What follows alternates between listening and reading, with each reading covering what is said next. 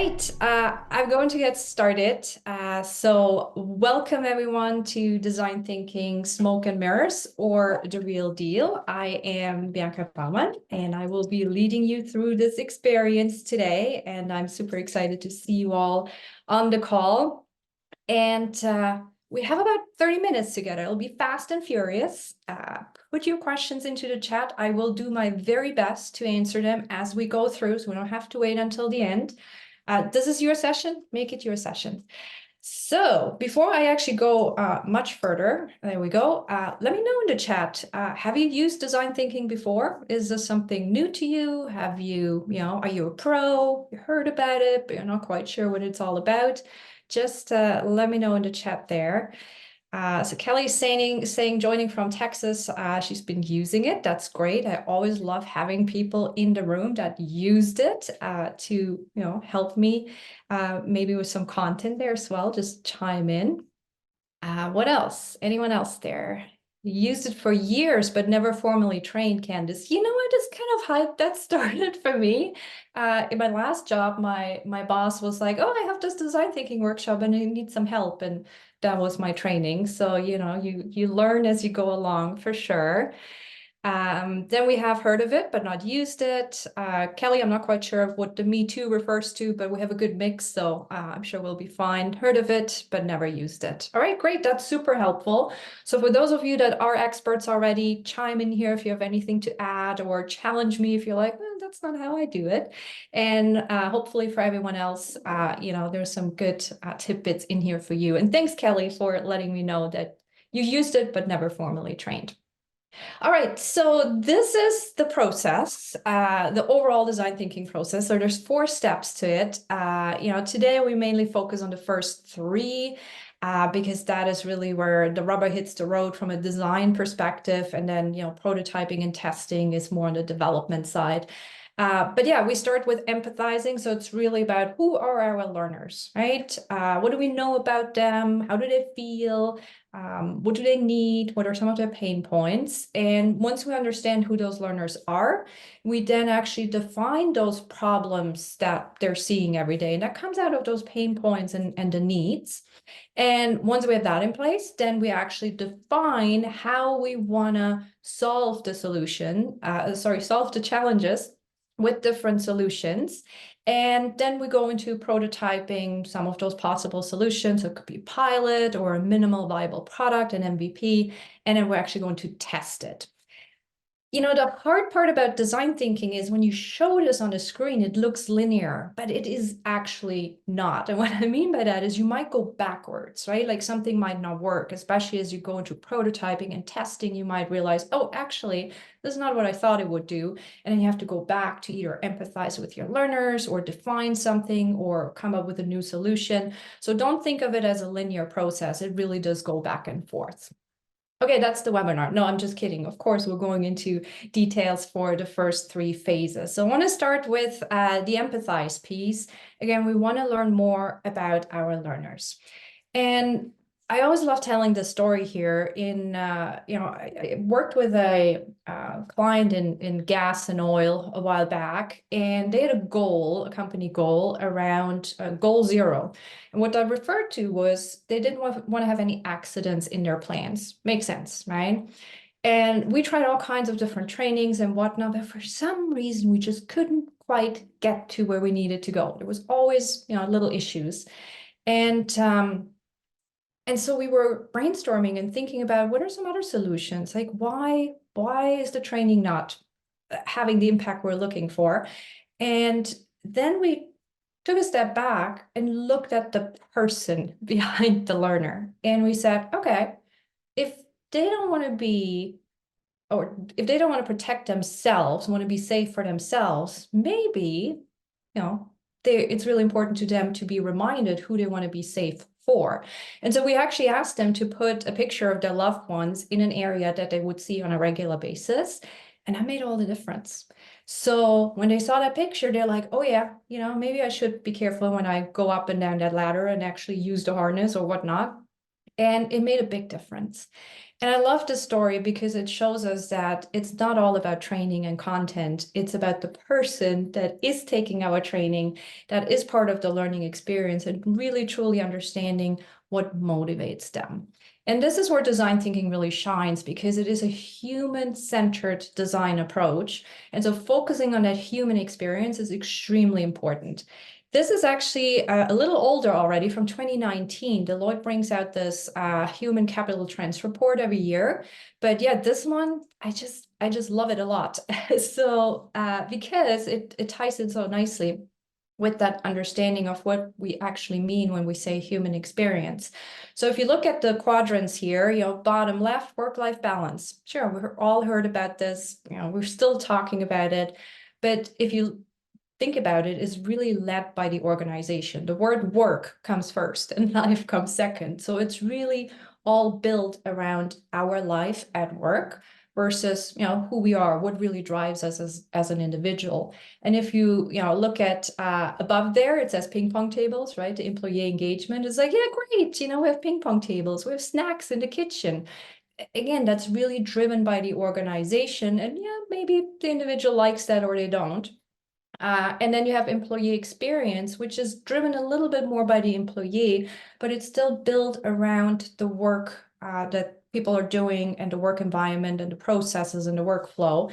And then top right corner, that is really where the human experience sits. So it's led by the employee and it is personal. And we're really asking the question here, am I making a difference? When I come to work, am I making a difference? Am I making a difference outside of work? Who am I as a person? And creating or finding where they can make a difference at work is finding meaning at work, right? So we look at the person, the worker, we look at the work environment, what's happening around them, we look at their aspirations, and then of course the work itself. And this is where we can then derive that meaning at work and really understand what drives them, what motivates them. Really, really important to think about it that way. This is a very famous example around design thinking in practice. So General Electric, his name was Doug Dietz, he actually was tasked to build a new MRI scanner. Nothing wrong with this MRI scanner, it worked just fine. But yeah, he was tasked to design a new one. And it looked like this. Definitely looks a little bit more fancy, right? And futuristic. And it worked, it did all the things, right? But what they didn't realize was when children had to go into the MRI scanner, they had to sedate them. 80% of children. It's scary. Have you ever had one? It's loud, right? It's kind of claustrophobic. So the Dietz was like, okay, the product works. However, if I think about some of the users, in this case, the children that had to be in there, it doesn't really do what it's supposed to do because we don't want to sedate our child when it goes in there. So he went back to the drawing board and he came up with this. So he actually built a better MRI scanner. The technology is still the same, but it just looks so different. It's almost fun to be in there. You're like a pirate and you're in the ship, right? Apparently there was also some pina colada smells that were put in there that was more for the parents, not so much for the kids. But what happened was less than 8% of children that actually had to go into the scanner needed to be sedated. So very, very different outcome here. And again, the product was the same. He just packaged it up differently. And this is why I love design thinking so much, because it puts the human, the learner at the center of everything we do. And then we build a solution around what they need and what they're looking for. One way to do that is using learner personas. That is, they're a representation of your typical learner. They're fictitious, but they are based on, data that you have access to, interviews, observations. So we can really learn a little bit more about those learners and become aware of who they are. And the idea is that we really meet them where they are and, yeah, cater to their preferences. And that means in turn, if we know who they are, if we know what drives them, if we know where they spend time, where they struggle, where they shine, we can actually send them the right content at the right time in the right place. And that's huge, right? It's a bit of a personalization aspect in there. And in the end, if we do that well, we can actually increase engagement and productivity. So that's in a nutshell, learner personas. Obviously, I love learner personas. I could talk 8 hours just about this, but we don't have that much time. But yeah, learner personas are one tool to help you empathize with your learners. There's also empathy maps. And, for those of you who've already done design thinking, let me know in the chat if there's any other tools that you've used to empathize with your learners that I haven't mentioned. And I'll keep an eye on that as I keep on going here. This is an example of what a learner persona might look like. There's 1,000,001 templates out there. It really depends on, what you need for your organization, what you're looking for. But there's usually some kind of demographic information, which again, you make up based on, the different people that you're talking to, the data you're looking at. And then you have the four main buckets are always see, hear, do, think, and feel. That's the information you get out of interviews or observations, surveys, whatever you might use. And then the pain points and the needs, they're obviously very important as well. You synthesize those out of the see, hear, do, think, and feel. It's like listening in between the lines, right? When they say something, sometimes they tell us like, oh my gosh, like I hate this or whatnot. But it's a bit of an art and a science to listen to identify the pain points and then synthesize the needs out of that. We're going to share the slides with you after as a PDF. So on this next slide, it's just a whole bunch of questions that I like to ask as I go through interviews or surveys or whatnot. So I don't want to spend too much time here, but you will get those. So don't worry, you don't have to take any screenshots. But yeah, so from a learner persona or empathy perspective, empathy map perspective, if you think about how many profiles do you need, usually I'd go with about 3 to 5. It depends on the size of your organization as well. But if you have too many, then you just can't keep up. But yeah, 3 to 5 is a good start, and they're valid across the organization. So I always suggest to actually start off with, a program like an onboarding program or something that's ongoing, that it's worth the investment to spend time interviewing people and creating these personas, because it does take time. But then you can reuse them, revisit them to make sure they're, still up to par. But yeah, they're definitely reusable across the organization. Any questions? Thanks, Candice, for putting in the podcast there on learner personas. That's great. Really appreciate that. Yeah, any questions? We're good. All right. As I said, I'll keep an eye on the chat there. Yes. Okay, great. There you go. Thank you. So that was the first step. I know we went through it in like what, 6, 7 minutes. If you do this in real life, if you do 3 to 5 personas, it usually takes you about 8 to 10 weeks, I would say, if you do interviews. So it takes a little bit of time, right? But it's so worth it.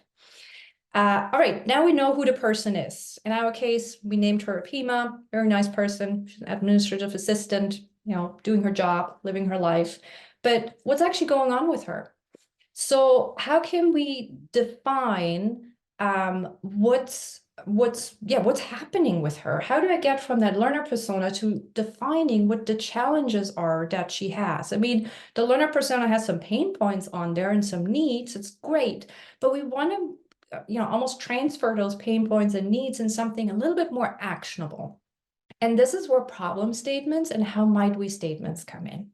So problem statements, basically what you'll do is you take your pain points from your learner persona and rewrite them into what's called a problem statement. And I'll go through on the next slide how you can actually build that problem statement.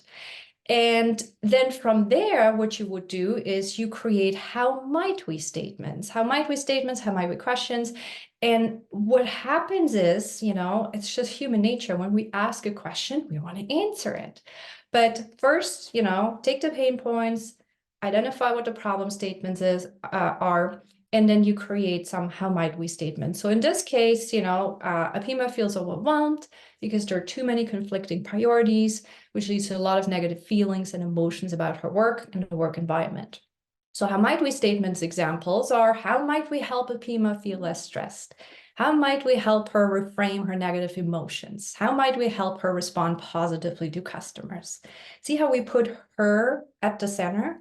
We're in the second step of design thinking. We haven't even talked about content yet. That's what design thinking is all about. It's about the learner and not about the content.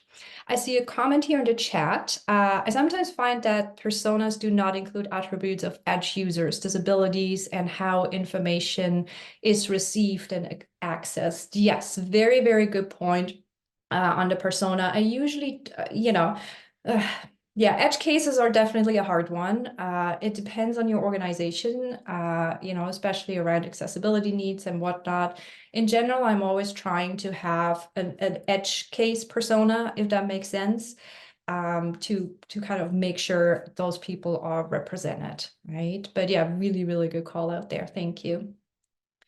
So let's dissect this problem statement a little bit more. There's, 5 ways or five things that I like to think about. Who does the problem affect? Well, it's our learner, right? In this case, of HEMA. What is the issue? Well, in this case, she's feeling overwhelmed. We probably can all relate. When does this issue occur? Well, for her, it's every day, right? Where is it occurring? Well, that is a mix of what and where, because there are too many conflicting priorities at work, right? She's at work. This is where it's actually happening at work when she's pulled in different directions in different projects. And then why is it important that we fix it? Well, because she has very negative feelings and emotions about her work. She might actually really enjoy what she's doing, but because she's so busy, she can't even see that anymore, right? And so this is how you can write out your pain points into a problem statement. It's simply much more actionable than, if you just have bullet points that list some pain points. Because now that you look at the different elements in this problem statement, you can now, and I'm just going back one slide real quick, think about how might we address that challenge, right? And that's where those how might we statements come in. How might we help her solve the challenges that she sees on a daily basis? So again, in terms of best practices, for one persona, I would create about 3 to 5 problem statements, and then you just come up with as many how might we questions or statements that you would like, and then you can kind of prioritize them down a little bit. But it's always nice to start a little bit bigger and then kind of, go smaller as needed. But yeah, 3 to 5 is the number for today's webinar for personas and problem statements. Okay. Any questions on how we actually go about problem statements and how might we statements? I know it's fast and furious, lots of content here. Once more, you'll get the slides later, so you'll have a chance to listen, to look at it again and also listen, because we'll share the recording as well, of course. All right, that gets us to the ideate stage, stage number 3, phase number 3. So this is really, where it's all fun, but this is where it's really fun, because now we get to ideate on what a possible solution looks like. And just a quick side note, when we run these with our clients, what usually happens is that everyone already wants to solution in the first phase, right? So it takes a little bit of educating the people you're working with to make them understand what this process is all about. So I always highly recommend, when you run design sessions, to take about 15-20 minutes to tell them what you're actually going to do and why you're doing it. So, it's a little bit easier to facilitate that room. But yeah, I always love to think outside the box. And this is one of my favorite examples where, I'm an avid road cyclist. So the thought that, when a bike company ships out a road bike or a bike in general and it's damaged during shipment breaks my heart. But yeah, so this company, what they did, they actually decided to change the box, and they put a TV on the box, because most people can relate to a TV being broken. Oh my gosh, right? And what happened is actually that the damage rates fell by 80%. So, going back to, again, who you're designing for, in this case, the delivery person, making sure it's all taken care of, right? So always think outside the box. And yes, Kelly, thank you for agreeing here that sometimes it's a challenge to make the process flow. You definitely have to set the stage. And sometimes there's big egos in the room and you have to manage that. I always love having two facilitators too, because you can take turns as well, right?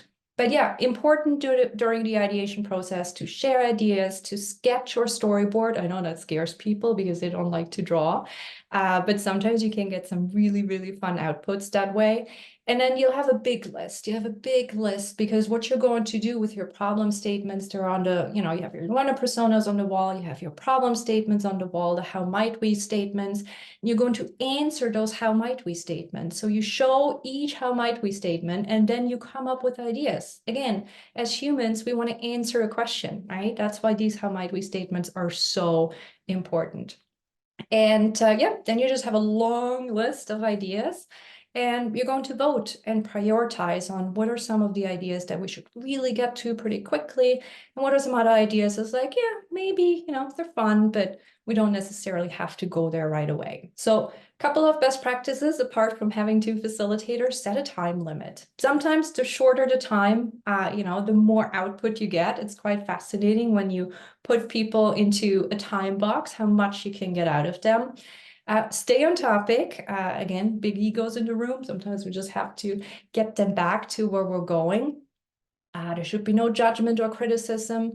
You always want to encourage weird and wacky and wild ideas. And yeah, include people from outside the team. So it shouldn't just be, learning people in the room. Bring the business in, right? From the beginning, when you empathize with your learners, and especially when you talk about the challenges that they're facing, and build on each other's ideas, be visual, and try to have one conversation at a time.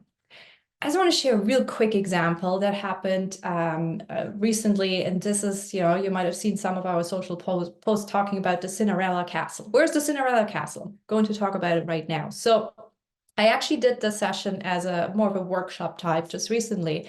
And, on the topic of weird and wacky wild ideas, we came up with a learner persona who had a really challenging time with her manager, and they just couldn't connect.